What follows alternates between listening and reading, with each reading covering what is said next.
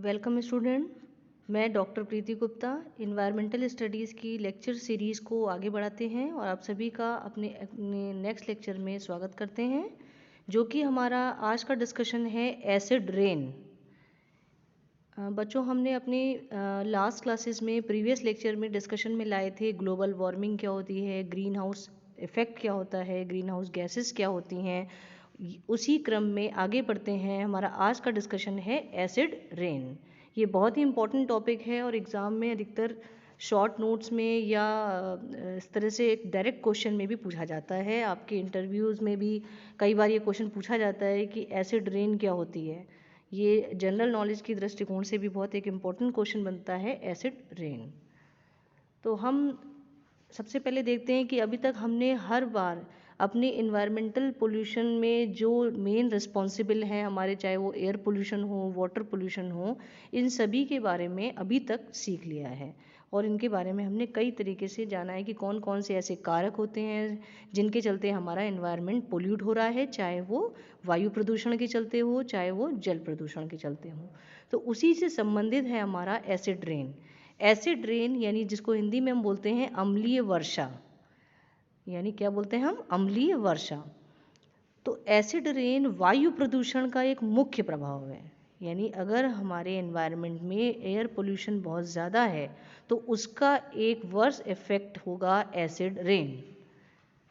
तो acid rain होती क्या, आपके मन में आ रहा होगा। तो acid rain is rain that is more acidic then normal. यानी हमारा बारिश होती रहती है, आप देखते हैं ना, लेकिन हम उसको एसिड रेन नहीं कहते हैं। तो एसिड रेन वो रेन है जो कि नॉर्मल में जो रेन हो रही है उससे ज़्यादा जो एसिडिक फॉर्म में हमारा जो जल आ रहा है वो होती है एसिड रेन। अब ये होती क्यों है? तो इसके लिए मेनली होता है आपका कि अम्लीय वर्षा वायु प्रदूषण का, जैसा कि मैंने बताया, एक मुख्य प्रभाव है। विभिन्न उत्पादन क्रियाओं के फलस्वरूप कौन सी, यानी हम और आप ह्यूमन एक्टिविटीज़ जो हो रही हैं, चाहे वो इंडस्ट्रियलाइजेशन हो, चाहे वो प्लांट एग्रीकल्चर में हम यूज़ कर रहे हों, चाहे हम व्हीकल्स में यूज़ कर रहे हों ईंधन के फॉर्म में अलग अलग, उन सब के फॉर्म से कुछ इस तरीके की गैसों का उत्सर्जन हो रहा है जो कि हमारे एटमॉस्फेयर में मिक्स होकर और फिर वो वहाँ पे उपलब्ध अलग जो हमारी गैसेस अवेलेबल हैं उनके संग रिएक्शन करके ऐसे एसिड प्रोड्यूस कर दे रही हैं जो कि जब बारिश हो रही है तो उस जल के साथ मिक्स होकर कहाँ आ रहा है, हमारी अर्थ पर आ रहा है।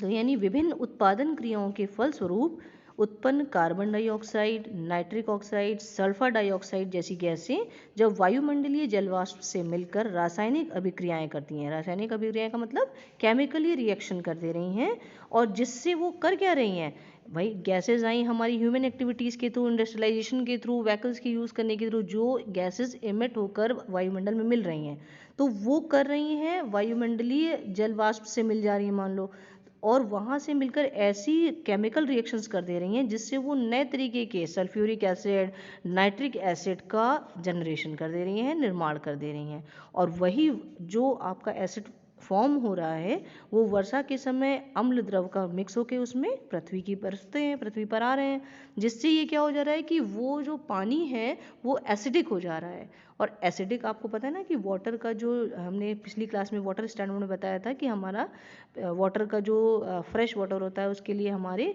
पीएच वैल्यू 7 होती है, और जैसे जैसे पीएच वैल्यू 7 से कम होती जाती है तो हमारा वाटर एसिडिक हो जाता है। और एसिडिक यानी अम्लीयता जब ज़्यादा बढ़ जाएगी तो उसके बहुत सारे वर्सन इफेक्ट्स हो जाते हैं, क्योंकि अम्लीय उससे पौधे खराब हो जाते हैं, कोमल पत्तियाँ देखते हैं ना, छेद छेद दिखते हैं। तो ये सारा कैसे आ रहा है, ओस के फॉर्म में या आपके वाटर, रेन वाटर के फॉर्म में जो एसिडिक वाटर आ रहा है वो जब इन पर पड़ रहा है तो वो उनको हार्म कर रहा है। इसी तरह से मिट्टी में आप बहुत एसिडिक हो जाएगा तो वहाँ की उर्वरता पे प्रभाव पड़ने लग जाएगा। तो ये सारे इसके इफेक्ट हो जाएंगे एसिड रेन के। तो यानी इसके लिए मेन कौन सी आपकी गैसेज रिस्पॉन्सिबल है, हमेशा ध्यान रखिएगा बेटा। जब भी मैं एसिड रेन के बारे में पूछूं तो आपको तुरंत दिमाग में आना चाहिए sulphur dioxide and nitrogen oxides, क्योंकि यही इस तरीके की मेजर रिस्पॉन्सिबल गैसेज हैं जो एसिड रेन को फॉर्म करती हैं। और एसिड रेन होती क्यों है, क्योंकि हमारी ह्यूमन एक्टिविटीज़ और अदर फॉर्म की एक्टिविटीज़ के कारण ये गैसेज एटमॉस्फेयर में मिक्स होती हैं और वहाँ पे उपलब्ध जो अलग तरीके की वाटर वेपर हैं या गैसेज हैं उनके संग फॉर्म करके सल्फ्यूरिक एसिड और नाइट्रस एसिड बनाती हैं, नाइट्रिक एसिड का। और ये एसिड्स जब हमारे बारिश के पानी से मिलकर अर्थ पर आते हैं तो वो वहाँ पे चाहे वो मिट्टी को नुकसान पहुँचा रहे हैं, चाहे पेड़ पौधों को बढ़ा रहे हैं, हमारी मॉन्यूमेंट्स इमारतों को नुकसान पहुँचा रहे हैं, ये कुल मिला के होती है आपकी एसिड रेन। यानी एसिड रेन से spread and damage involves weather, soil and the life cycle of plants and animals on the land. वही जो मैंने अभी चीज़ बताई। अब आप स्लाइड में देख सकते हैं ना कि किस तरह से आपका जो है एसिड रेन के लिए कौन से ऐसे कारक हैं जो रिस्पॉन्सिबल हैं। आप देख रहे हैं ना कि इसमें चिमनियों के माध्यम से जो सल्फर डाइऑक्साइड है या नाइट्रोजन ऑक्साइड है, ये सारे एयर में चले जा रहे हैं, एटमॉस्फेयर में चले जा रहे हैं, या हमारे व्हीकल से जो गैसेस, हार्मफुल गैसेस एमिट हो रही हैं, ये अल्टीमेटली धुएं के माध्यम से मिक्स होकर हमारे कहाँ पे चली जा रही हैं, एटमॉस्फेयर में। और एटमॉस्फेयर में जाते ही वहाँ पे उपलब्ध जो वाटर वेपर है या अलग फॉर्म की गैसेस हैं जो नेचुरली अवेलेबल हैं, उनके संग मिलकर रिएक्शन कर दे रही हैं। आप देख रहे हैं ना, एसओ सल्फर डाइऑक्साइड और आपके नाइट्रोजन डाइऑक्साइड है, इन्होंने फॉर्म कर दिया है सल्फ्यूरिक एसिड और नाइट्रिक एसिड। और यही मेन इंपॉर्टेंट रिस्पॉन्सिबल हैं जो हमारी एसिड रेन को फॉर्म करते हैं। जब ये एसिड रेन को फॉर्म करते हैं तो इसमें वेट डिकम्पोजिशन भी हो सकता है और ड्राई डिकम्पोजिशन भी हो सकता है। वेट का मतलब होता है कि जो एसिड फॉर्म आ रहा है वो आपके रेन्स में मिक्स हो गया, स्नो ओले पड़ते हैं उसमें मिक्स हो गया, इस टाइप से वो अर्थ पे आएगा। और ड्राई डिकम्पोजिशन का मतलब है जो पर्टिकुलेट्स यानी बहुत छोटे मैटर्स होते हैं जो सस्पेंडेड फॉर्म में पड़े रहते हैं वहीं पे एटमॉस्फेयर में या गैसेस के फॉर्म में, तो वो आपके बाई प्रोडक्ट की तरह एटमॉस्फेयर में मिले रहेंगे और वहाँ की चीज़ों को एसिडिक करते रहेंगे। तो वो उस तरह से एसिडिक गैस है। वही मैंने जो बताया ना, वेट डिकम्पोजिशन और ड्राई का मतलब क्या है कि आपका गैसेस के फॉर्म में हो जा रहा है या सस्पेंडेड पार्टिकल्स के फॉर्म में। और वेट का मतलब है कि आपके रेन के फॉर्म में या स्नो के फॉर्म में। ये ध्यान रखना कि इन दोनों के फॉर्म में हमारे एसिड रेन इस तरह से एज अ बाई प्रोडक्ट नुकसान पहुंचा सकती है। कॉजेज़ क्या है अब मेन, वही जैसे बताया, burning coal, oil, natural gas in power stations make electricity giving off sulphur dioxide. यानी कुल मिला के आप देख रहे हैं ना कि जो धुआं निकल रहा है इतना सारा, इस स्लाइड में देख रहे हैं जो इतना सारा धुआं आ रहा है इंडस्ट्रियलाइजेशन के थ्रू, फैक्ट्रीज़ के through, oil and natural gas refineries के थ्रू, तो वो सारा एयर में मिक्स हो रहा है और उसके बाई प्रोडक्ट में कौन सी गैसेज आ रही हैं, सल्फर डाइऑक्साइड गैस। तो ये कहाँ मिल जा रही है, ईंधन में देखिए आप, burning petrol and oil in vehicle engines gives off nitrogen oxide as gases. अब ये गैसेस हमारे व्हीकल कौन नहीं यूज़ कर रहा है बताइए। तो इतने सारे पॉपुलेशन इंक्रीज हो रही तो रिसोर्सेज का यूज़ होगा, रिसोर्सेज हो रहे हैं तो सबको फ्यूल की कंजम्पशन बढ़ेगी। अब जो वो सारी चीज़ें होंगी रिलीज, तो उसके बाई प्रोडक्ट में आप देख रहे हैं ना धुआं फेंकते हुए इंजन, और ये कर क्या रहे हैं, हमें तो लग रहा है कि केवल धुएं फेंक रहे हैं, लेकिन ये अल्टीमेटली जाके हमारे एटमॉस्फेयर में हार्मफुल गैसेस को मिक्स कर दे रहे हैं। और अगर हम बात करते हैं अपने एसिड रेन की तो स्पेशली सल्फर डाइऑक्साइड और नाइट्रोजन ऑक्साइड, ये सारी गैसेज हैं। तो these gases mix with water vapour and rain water in the atmosphere producing weak solutions of sulphuric and nitric acid. यानी एक लाइन में अगर मैं पूछूं कि एसिड रेन क्या होती है, तो सल्फर डाइऑक्साइड और नाइट्रोजन डाइऑक्साइड ये सारे एटमॉस्फेरिक वाटर वेपर के संग केमिकली रिएक्शन करने के बाद सल्फ्यूरिक एसिड और नाइट्रिक एसिड फॉर्म कर रहे हैं, जो कि रेन वाटर के संग मिक्स हो जा रहा है और वो फिर फॉल हो रहा है हमारी अर्थ पर। और वो कौन सा पानी है, नॉर्मल रेन की जगह एसिडिक वाटर है जिसके हार्मफुल इफेक्ट हैं। इसके अलावा भी आपकी सल्फर डाइऑक्साइड और अदर गैसेस जो एसिड रेन के लिए रिस्पॉन्सिबल हैं, वो कहाँ से जनरेट होती हैं, वोल्केनोज से और अदर नेचुरल रिसोर्सेज से। तो वहाँ से भी आपके नाइट्रोजन डाइऑक्साइड और सल्फर डाइऑक्साइड ये प्रोड्यूस होती हैं जो कि एसिड रेन फॉर्मेशन के लिए रिस्पॉन्सिबल होती हैं। वही अभी जो बताया जस्ट किस तरह से, यानी मेनली सल्फर डाइऑक्साइड और नाइट्रोजन डाइऑक्साइड ने रिएक्शन किया, देख रहे हैं स्लाइड में, और वो आपके सल्फ्यूरिक एसिड और नाइट्रिक एसिड फॉर्म किया। रेन वाटर आ रहा है, ये पड़ रहा है हमारे अर्थ पे और सरफेस पे, प्लांट्स पे और उस पे, तो सभी पे देख रहे हैं ना कि ये वर्सन इफेक्ट डाल रहा है। तो मेन इफेक्ट किस पे पड़ता है एसिड रेन का, एसिड रेन एसिडिक वाटर का मेन इफेक्ट पड़ता है नॉन लिविंग थिंग पर, लिविंग थिंग पर और सॉइल पर। तो नॉन लिविंग थिंग पे किस तरह से पड़ता है, आपने देखा होगा कि जो बहुत सारे हमारे मॉन्यूमेंट्स हैं, ताजमहल है in Agra, suffering from sulphur dioxide, sulphuric acid and other fumes pollutants release from Mathura refinery. तो वहाँ की जो ऑयल रिफाइनरीज हैं तो वहाँ से जो गैसेस एमिट होकर एटमॉस्फेयर में मिक्स हो रही हैं उसमें मेनली सल्फर डाइऑक्साइड की मात्रा बहुत ज़्यादा है, और वो जब मात्रा मिक्स होती है एटमॉस्फेयर में तो रेन वाटर के संग मिक्स होकर वो आपके एसिड रेन को फॉर्म करती है, और जब इस पर पड़ती है तो वो हमारे मॉन्यूमेंट्स को पीला पीला सा धब्बे धब्बे दिखने लग जाते हैं, वो होता है। इसी तरह से आपने यूनान की एक्रियोपोलिस है, अमेरिका का लिंकन स्मारक है, जो पीले पड़ते चले जा रहे हैं, यानी उनकी ब्यूटी को समाप्त करते चले जा रहे हैं। इमारतों की इस तरह के क्षरण को स्टोन कैंसर तक का नाम दे दिया जाता है। तो ये सारे इफेक्ट हैं। इसी तरह से acid rain causes extensive damage to buildings, statues, bridges and structural material of marble, limestone etcetera.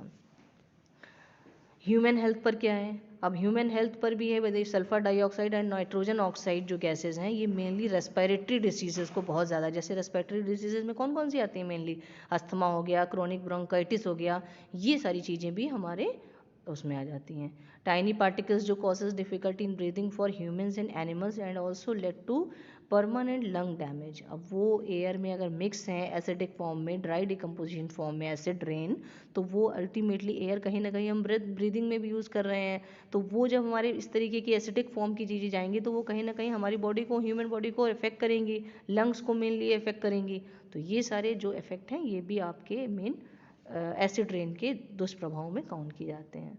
उसी तरह से वाटर एनिमल्स पे acid rain increases the acidity, और पानी जो बारिश का हुआ अगर बहुत ज़्यादा एसिडिक है तो वो हमारे वाटर बॉडीज़ में मिक्स होगा, लेक्स में चला जाएगा। अब वहाँ पे रह रहे हैं एक्वेटिक एनिमल्स, तो वो डायरेक्टली इफेक्ट हो जाएंगे, इकोसिस्टम डिस्टर्ब हो जाएगा, जिससे क्या होगा कि उनकी डेथ होने लग जाएगी।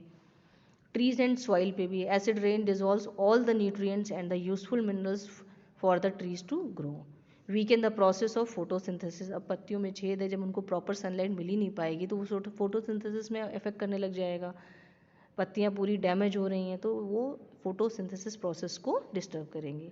According to modern researchers acid rain leaches potassium, calcium, magnesium etcetera essential elements from the top of soil, and when soil is contaminated cereal production crops, यानी अब हमारे वो एसिड रेन मिट्टी में मिले, और मिट्टी में बहुत सारे ऐसे पोषक तत्व होते हैं जैसे मेनली कैल्शियम है, मैग्नीशियम है, अब वो कम हो जाएंगे, तो जब ये पोषक तत्व कम निकले और वो पानी के संग बह के हमारे झीलों में मिल जाएंगे तो वहाँ की वनस्पतियों को, शैवालों को हानि पहुँचाएंगे, तो ये कहीं ना कहीं एसिड रेन हमारे लिए बहुत ज़्यादा हार्मफुल हो जाएगी। तो अब जैसे भारत की बात करें तो भारत में अम्लीयता का सबसे बड़ा स्रोत तांबा का, लेड का जो प्रोडक्शन है, और ये वाली चीज़ें हैं। ऐतिहासिक इमारतों का ताजमहल पे बहुत ज़्यादा प्रभाव पड़ रहा है, तो ये सारी चीज़ें हैं। अब इसका सोल्यूशन क्या है? तो सोल्यूशन में क्या है कि हम इन गैसेस का उत्सर्जन कम कर दें। तो उसके लिए करेंगे क्या? उसके लिए हम fit scrubbers into factory chimneys, factory में अपनी जो है चिमनी बहुत ऊंचाई पे लगाएंगे।